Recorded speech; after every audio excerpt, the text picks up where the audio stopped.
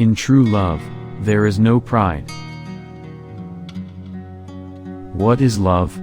Love is treating your heart with a great deal of tenderness, with understanding, love, and compassion. If you cannot treat your own heart this way, how can you treat your partner with understanding and love? In true love, you attain freedom. When you love, you bring freedom to the person you love. To love is to recognize, to be loved is to be recognized by the other. If you are not able to take care of yourself, if you are not able to accept yourself, how could you accept another person and how could you love him or her? Without suffering, we do not have the opportunity to cultivate compassion and understanding, and without understanding, there can be no true love. If you love someone but rarely make yourself available to him or her, that is not true love. Walk as if you are kissing the earth with your feet. I promise myself that I will enjoy every minute of the day that is given me to live. Mindfulness is the miracle which can call back in a flash our dispersed mind and restore it to wholeness so that we can live each minute of life. You can see everything in the universe in one tangerine. When you peel it and smell, it's wonderful. You can take your time eating a tangerine and be very happy. The present moment is filled with joy and happiness. If you are attentive, you will see it. Peace is present right here and now, in ourselves and in everything we do and see. Every breath we take, every step we take, can be filled with peace, joy, and serenity. Anxiety, the illness of our time, comes primarily from our inability to dwell in the present moment. Breath is the bridge which connects life to consciousness, which unites your body to your thoughts. Whenever your mind becomes scattered, use your breath as the means to take hold of your mind again. Live the actual moment. Only this actual moment is life. Don't be attached to the future. Don't worry about things you have to do. Don't think about getting up or taking off to do anything. Don't think about departing. Some people live as though they are already dead. There are people moving around us who are consumed by their past, terrified of their future, and stuck in their anger and jealousy. They are not alive, they are just walking corpses.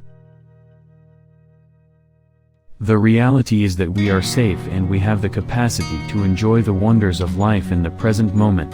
When we recognize that our suffering is based on images instead of current reality, then living happily in the present moment becomes possible right away.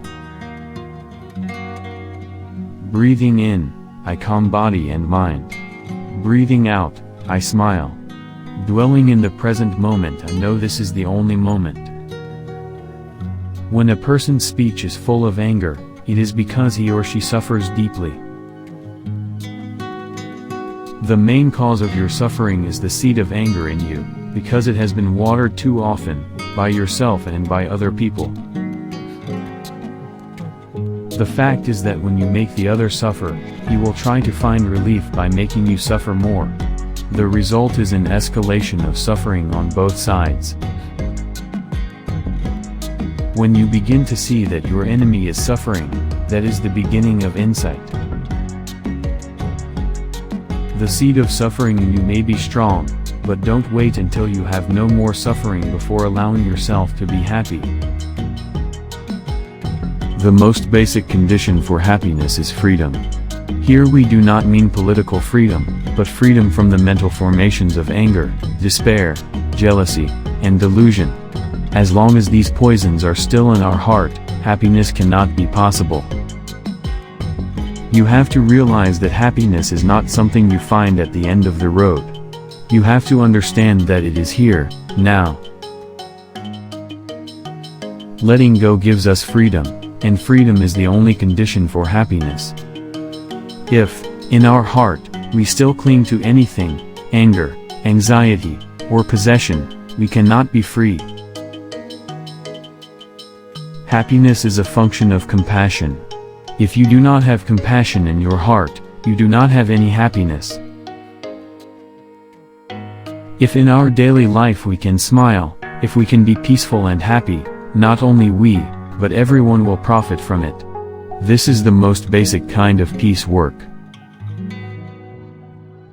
Every day we are engaged in a miracle which we don't even recognize: a blue sky, white clouds, green leaves, the black, curious eyes of a child, our own two eyes. All is a miracle. The best way to take care of the future is to take care of the present moment. If your house is on fire, the most urgent thing to do is to go back and try to put out the fire, not to run after the person you believe to be the arsonist. Usually when we hear or read something new, we just compare it to our own ideas. If it is the same, we accept it and say that it is correct. If it is not, we say it is incorrect. In either case, we learn nothing. To think in terms of either pessimism or optimism oversimplifies the truth. The problem is to see reality as it is. How did you like these life-changing quotes by Thích Nhất Hạnh?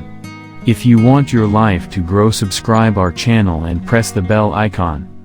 Leave a comment to make this world a better place.